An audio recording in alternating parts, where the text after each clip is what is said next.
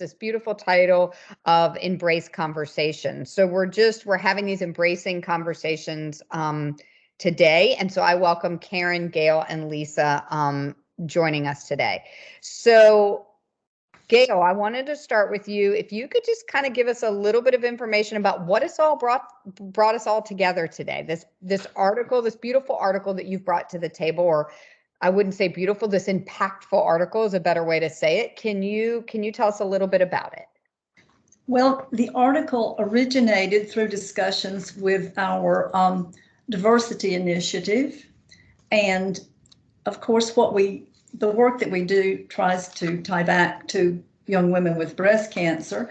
So we started to look at ethnic groups and rates of breast cancer, and my assignment was to look at the Asian American population.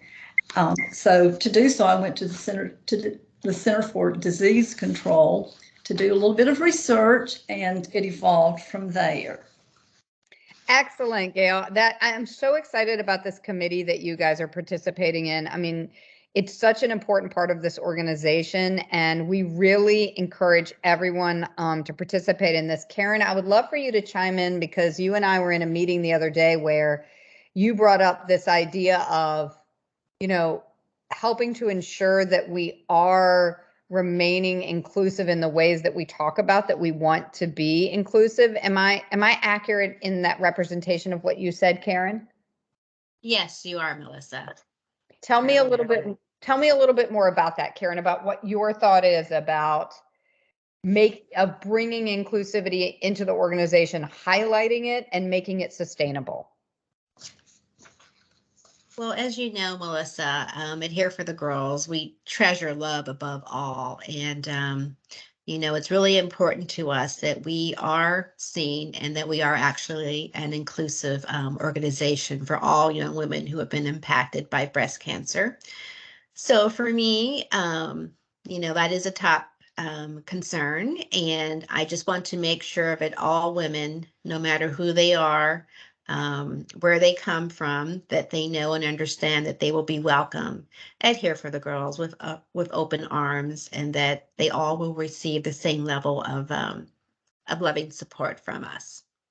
Excellent. Thank you, Karen. And thank you for bringing that to the table in our meeting the other day. As you know, it really sat with me, and we do want it to be a main focus. And for people that do not know, Lisa, Karen, and I are all employees of the organization, although Lisa also volunteers extensively.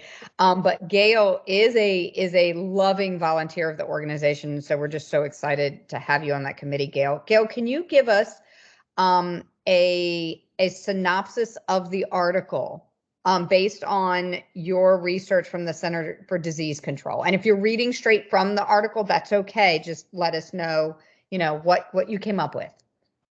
Okay, before I read the article, let me share with you the definition of the people that we're talking about when we refer to this article. And that is exactly what is our Asian American Pacific Islander population. So I'm going to read this, and Asian Americans and Pacific Islanders consist of approximately 50 ethnic groups speaking over 100 languages, with connections to the Chinese, Indian, Japanese, Filipino, Vietnamese, Korean, Hawaiian, and other Asian and Pacific Islander ancestries. So we're talking about a broad spectrum of people, a big section of our globe, actually. So Gail, before you move on, thank you so much, because I think that's really important that we have that definition. And the four of us were talking before we started the video, and we figured out that this information can be found, what Gail was just describing, on the National Alliance on Mental Health, in case you're interested in that definition a little bit further. And Gail, you can actually, if you want to just do the synopsis, that will leave us time then for us to kind of have that discussion. I want to pose some questions out there. So give us a little bit of a synopsis from your reading. Okay. So I went to the Center for Disease Control and I found an article on higher breast cancer risk among immigrant Asian American women than among US born Asian American women. And this dates back to research that was done and was actually published on February 14th, 2019. So from the Centers of Disease Control and Prevention, higher breast cancer risk among immigrant Asian American women than among US born Asian American women. So research in the United States has found that among Asian Americans, risk for female breast cancer was higher among US born women than among women born outside the United States. A February 14, 2019 report finds that this trend in a recent cohort of Asian Americans may be shifting such that breast cancer risk is higher among immigrants compared to those who were born in the United States. So we're seeing things flip a little bit. And of course, there are implications for public health when things like that happen. There may be an increased need for breast cancer treatment services for immigrant Asian Americans, as well as continued efforts to access mammograms among all Asian American women. And for the purpose of this study, women located in the San Francisco Bay Area of California were utilized, as that is the largest Asian American community outside the state of Hawaii in the United States. Gail, thank you so much for reading that. And just for our viewers that are watching, the Center for Disease Control is where Gail was reading that information from. So you too can access that information. That is not information that we put together. That is information that Gail got directly from the Center for Disease Control for an article that was put together in 2019 for that. So we want to make sure we give credit to that. So let's sit with that, guys, because that's a lot of information that we're taking in first, right? So I'd love to get everyone's kind of initial, just natural thoughts about what we've heard. And then I'd love to shift into a discussion about how this could impact you, or if it's impacted any of you directly. And I think Lisa has some information to talk about. So what does everyone think of the article? What comes, just first instinct, what comes to mind when you read this article? I'll start off.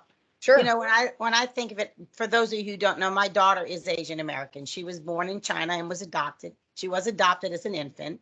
So it's interesting because when they say emigrate, at what point did these people emigrate? Were they adults when they emigrated? Is it like my daughter who came as a very young, as a baby? So that would be the first thing. And then if you're like, gee, I wonder why. Just like we wonder why I'm a breast cancer survivor myself. So, and it just triggers other questions that I have with my daughter on and off about just health in general. And obviously we have no health background on her. So you read something like that and you think, wow, if someone just read something that wasn't as current and thought, oh, there's a low incidence of breast cancer in Asian American women. Well, which kind of Asian American women? The ones that immigrated or the ones that were born, or how long did they live here? Is it diet? So, it's one of those missing pieces that we have to dig deeper when we just don't take a fact or something someone says like, oh, no, she doesn't have to worry about it because she's Asian American. And they have a low incident, which may not necessarily be true. Well, you know what I really like is a relative term when we're talking about breast cancer, but what really impacted me about what you said is digging deeper. And Gail, am I incorrect that this is what this committee is about?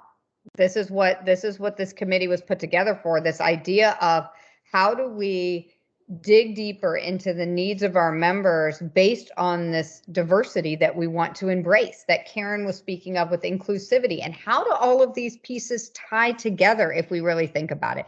Because we're talking about all these different terms, right? And as Lisa so beautifully said, a lot of it can be in the definition. So in this article, and we don't know, right? And maybe it's further in the article, at what point is someone considered in that realm for this article's purpose, or for any other purpose for that matter? So I think there are a lot of unanswered questions that come to mind. Other thoughts that you guys might have about the article that, again, just a thought that might have popped up. Yes, Sure. Karen. Well, I guess my initial thoughts, or where I'm curious, is why was there this shift that Gail stated? Where it started out first for women who immigrated to the U.S. Asian women who immigrated had higher rates of breast cancer versus Asian women who, remained in Asia. And then I'm just reading online a little bit about incidence of breast cancer among Asians, and it says that it has been associated with an early age onset, a higher proportion of HER2 positive tumors, and a distinctive shape of age-specific incident rare patterns. Karen, do you So know where I'm you're looking at? I'm so sorry I'm to interrupt. sorry. Yes, Or- I am on the National Cancer Institute, Division of Cancer Epidemiology and Genetics. Okay, thank you. Sure, sure. So I'm just wondering, what factors play into what I just stated. Does it have to do with diet, stress, cultural issues? Yeah. I just don't know. I'm just curious. Predisposition genetically. Right. And Lisa was saying the same thing, right? We're all that there's those questions that evolve of, why? What were the circumstances? Are there barriers to resources or access or diagnosis due to language Mhm. barriers? We don't, what are it's interesting because the more information we get, the more questions we get. We realize Exactly. that we're not done, right? Mhm. We're just beginning, and our organization is just beginning in this understanding of how big and diverse and tremendous breast cancer really is, and how just when we think that, okay, we figured out some sort of pattern, as any breast cancer survivor knows, it can shift on you, right? Gail, I sense you had a thought. Well, my thought was I wanted to share that the article indicates that there has been a vast increase in the socioeconomic status of the women who are immigrating to the United States now. My article says current U.S. immigration policies have led to the influx of highly skilled Asian Americans who perhaps have a higher socioeconomic status than previous immigration groups. In 2013, for example, 51% of recent East and South Asian immigrants in the United States had at least a college degree. In 1970, that number was only 20%. So you're seeing far more highly educated people coming to the country now. And these trends are probably due to the effects of globalization and economic development on increased screening, lower parity, and delayed childbirth, decreased breastfeeding, sedentary lifestyles are all factors in this. So, there's just been a big change in the demographics of these immigrant women.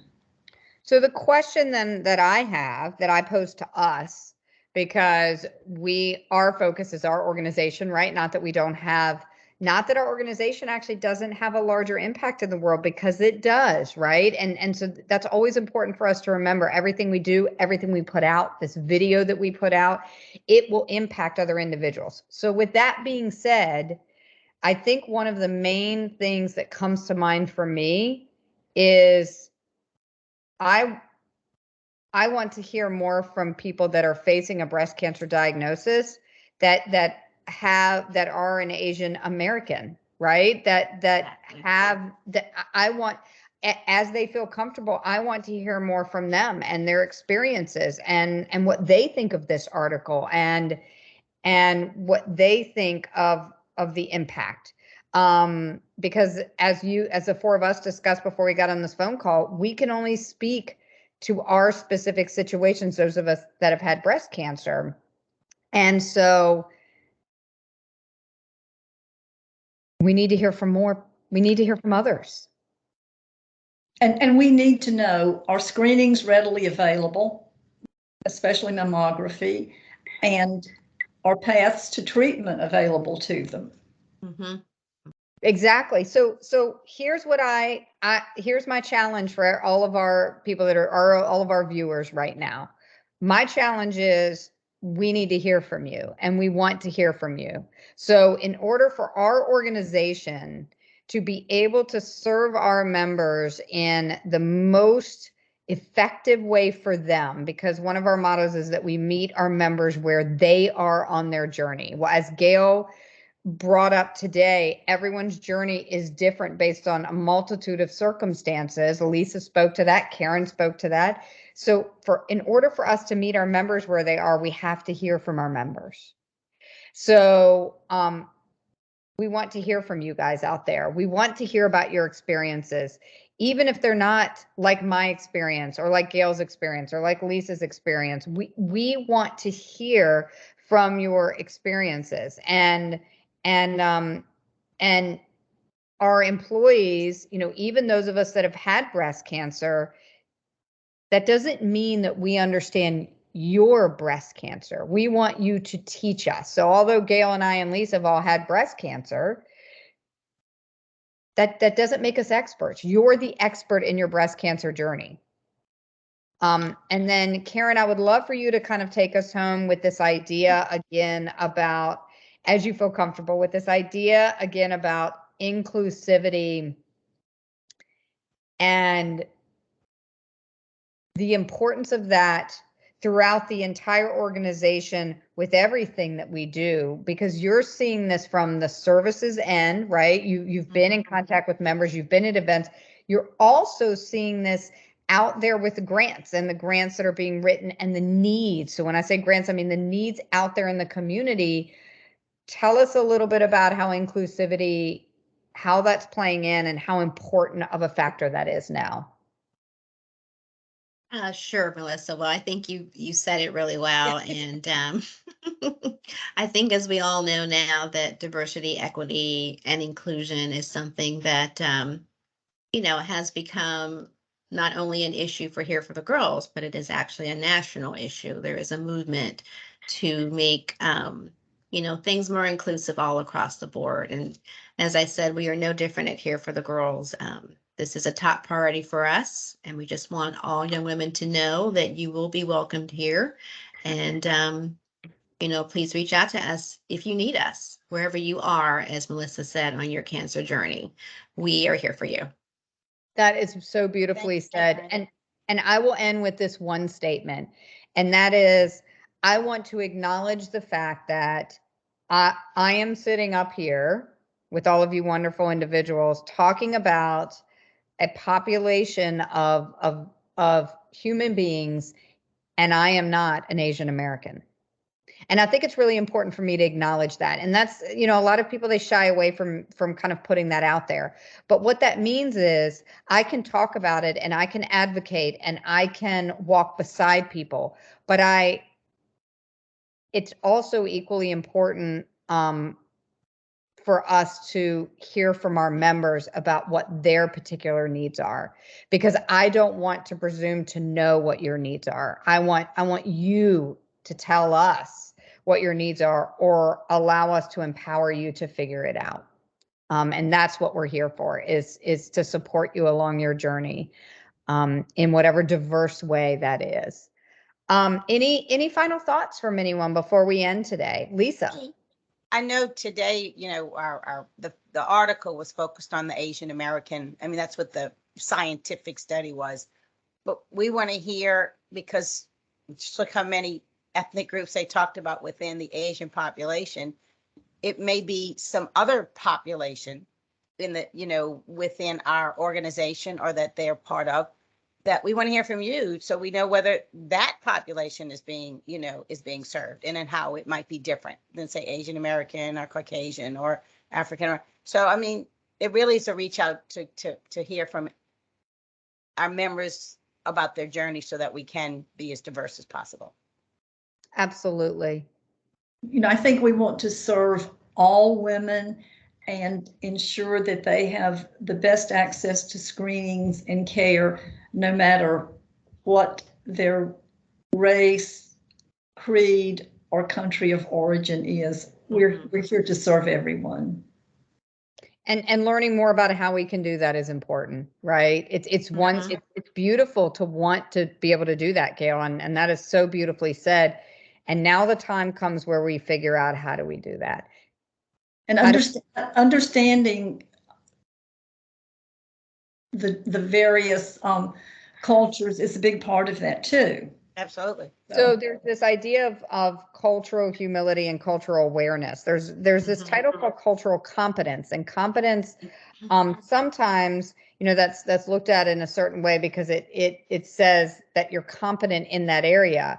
I like to use the word cultural awareness. So the awareness of the diversity of cultures, and awareness that I don't have all of the answers.